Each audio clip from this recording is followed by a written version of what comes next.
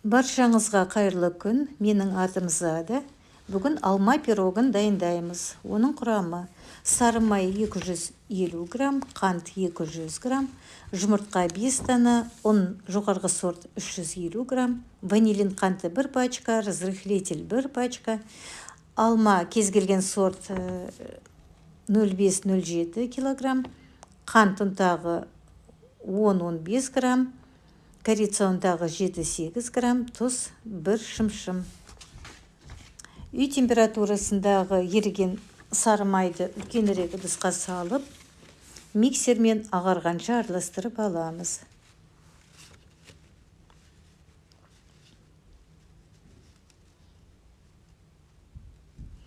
Үстіне қантты біртіндеп саламыз.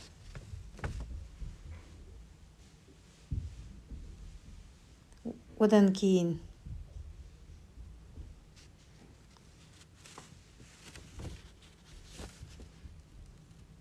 ванилин қантын салып, әрі қарай жалғастырамыз.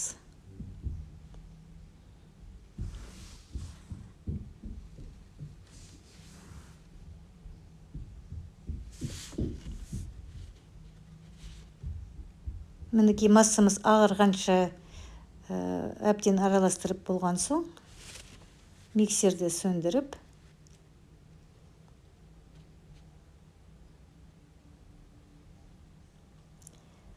жұмыртқаның үстіне 1 шымшым тұз салып, миксерімізді қосып, жұмыртқаны біртіндеп саламыз.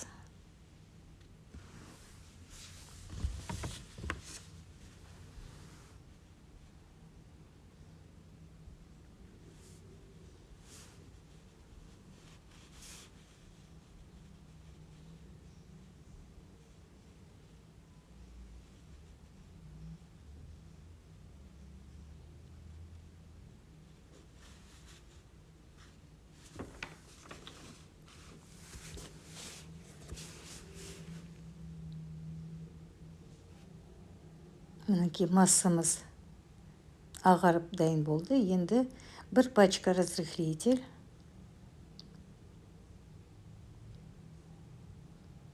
алдын ала еленген ұн салып, миксерімізді қосып, әрі қарай араластыруға кірісеміз.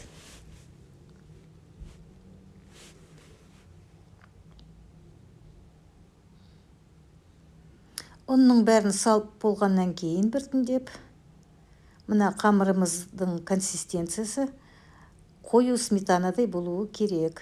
Енді миксерді тоқтатып, алманы қабығынан тазалауға кірісеміз.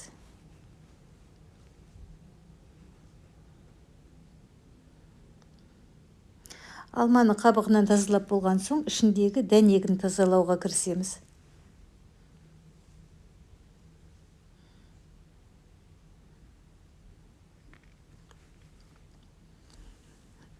Мендегі алманың салмағы 700 граммдай.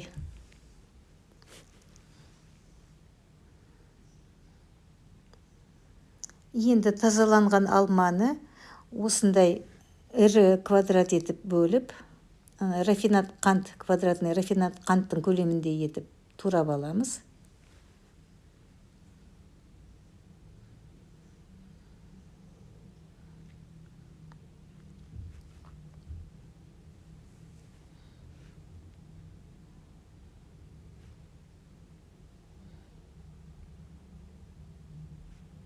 Енді дайын туралған алманы қамырдың үстіне салып, қасықпен жақсылап араластырып аламыз.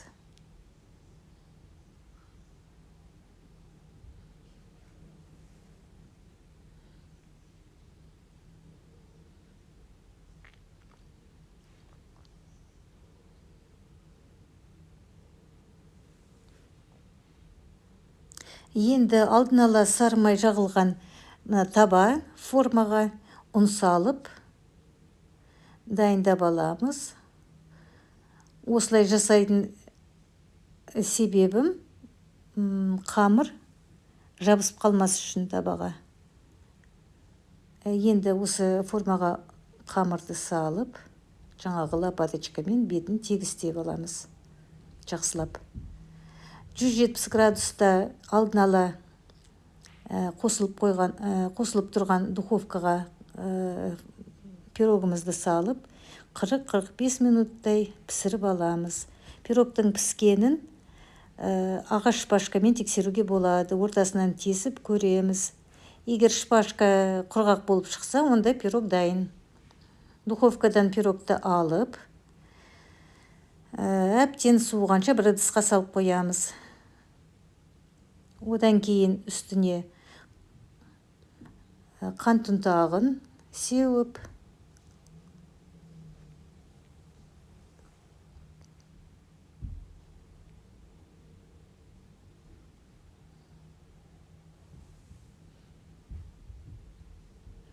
қалауымызша корица сеуіп, әшекейлеп аламыз. Мінекей корицаның үстіне тағы да қант ұнтағын сеуіп,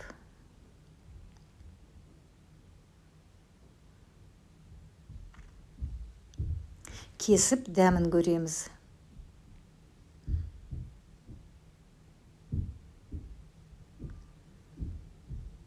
Мінекей осылай алма пирогын оңай әрі тез дайындап, отбасымызға ұсынуға болады.